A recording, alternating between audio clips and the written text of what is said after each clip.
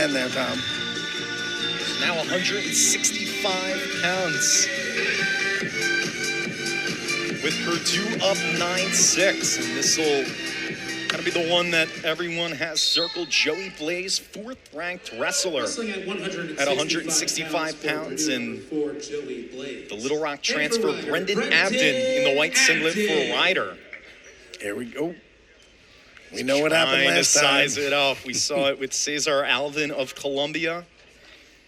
And back in November. Against Michigan State, that's right.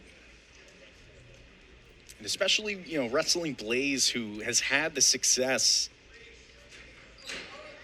at just a young wrestler, just a junior. The NCAA runner-up at 157 a year ago, lost to Antrell Taylor of Nebraska. He comes from a family of a lot of really aggressive, tough wrestlers.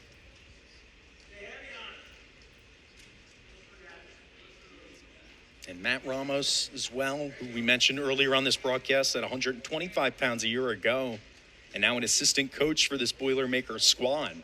He was one of my favorite 25-pounders to watch, Tom. That match when he pinned Spencer Lee and stopped his fourth potential title was just unbelievable.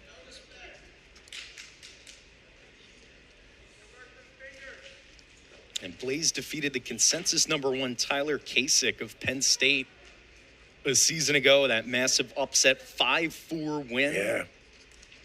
He had 13 Big Ten wins a season ago as well. So the sky's the limit for Blaze, who's just a junior.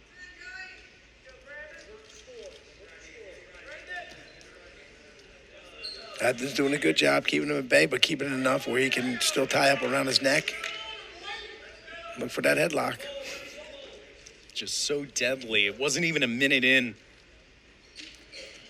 That Columbia match against Cesar Alvin, who is a top 30 wrestler at 165 for the Lions.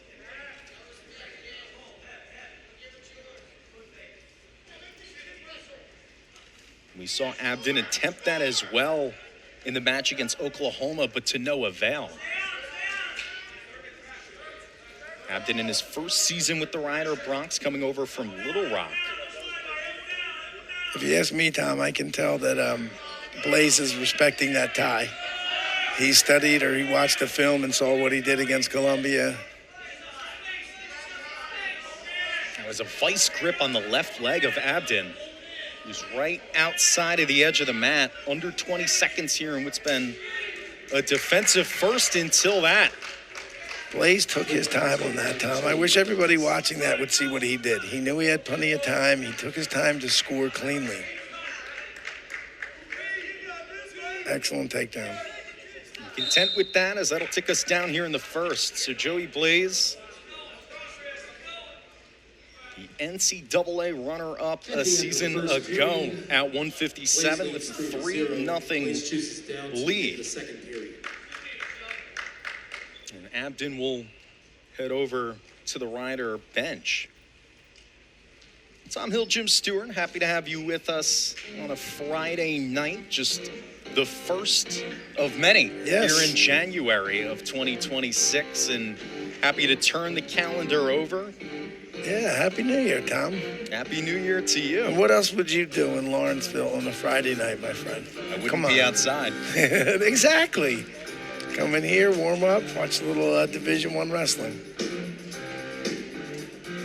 Ryder will be back in action on Thursday afternoon. You and I will have the call on that, 2 o'clock against Kent State for some action. Yes. Coach Bedleon's alma mater.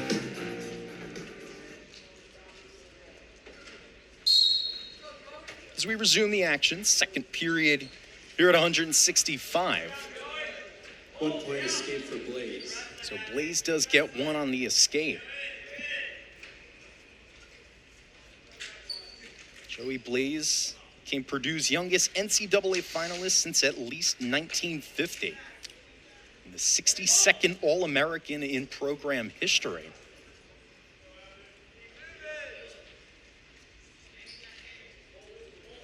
It's a nice accomplishment. And Tony Ersland for Purdue has been churning out national qualifiers for his tutelage in Indiana, as well as an assistant at Nebraska from 06 to 2014. Sent 66 wrestlers to the NCAA championships over the course of the past 12 years, so averaging about 6 per season. And the Boilermakers had 5 last year and 4 returnees. In the second period. He does take a shot with Abdon right at the edge. Under a minute here in this second, Abdon hasn't really been able to generate anything offensively.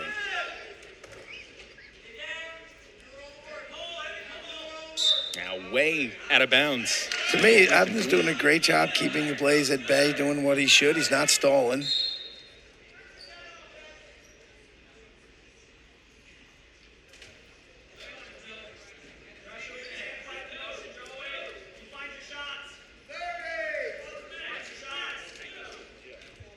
I see Blaze keeping that wrist control because he knows he doesn't want that double tie on his neck.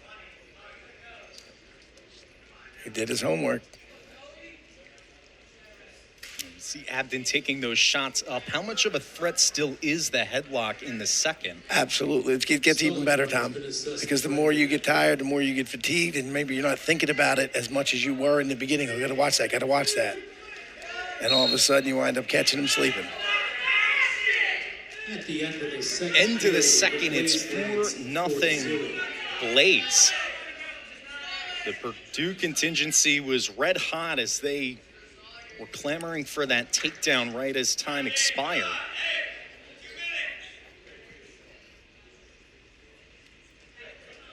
Negligible amount of riding time for Blaze. Abdon chooses down to begin the third period. This is where you better know your opponent.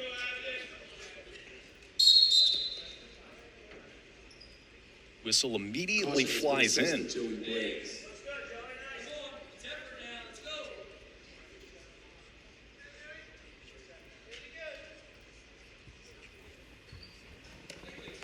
Watch the tight waist. Yeah, I noticed that too. I just heard Coach scream it. I saw the tight waist. I saw quite a few of the wrestlers hit it. It's got to be right on your belly button, not across your back, or, you know.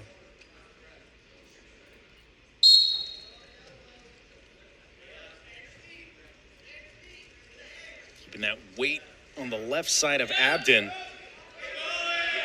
Trying to split the legs was Blaze.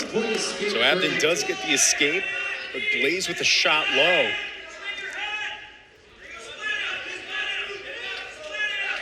He's good at these finishes. He takes his time. Wow. Another takedown for Blaze. To work towards that right leg and then just kind of took the momentum with him. 1 point escape for Abdon. Yeah, Abdon's got to go back to exactly what he was doing before. Just keep circling, keep him moving.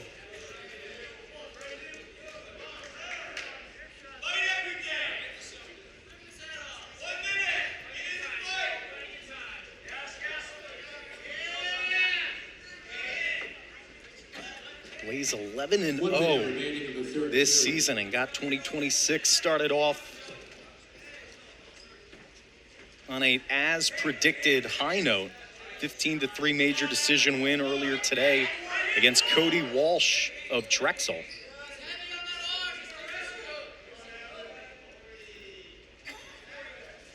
Under 40 seconds, Abdon looking a bit gassed.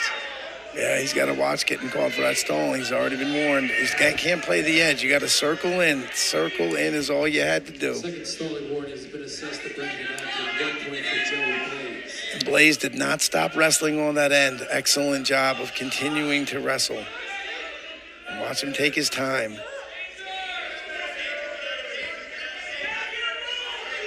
He's got to hold on here.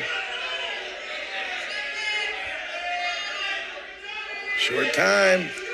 Trying to drag him to the mat, but not enough time for Abdon. So Purdue tacks on Joey Blaze, the junior, a decision winner here at 165. As the Boilermakers will go up 12-6 with 4 bouts remaining here in Lawrenceville. And Blaze tacks on another win. He's now 12-0.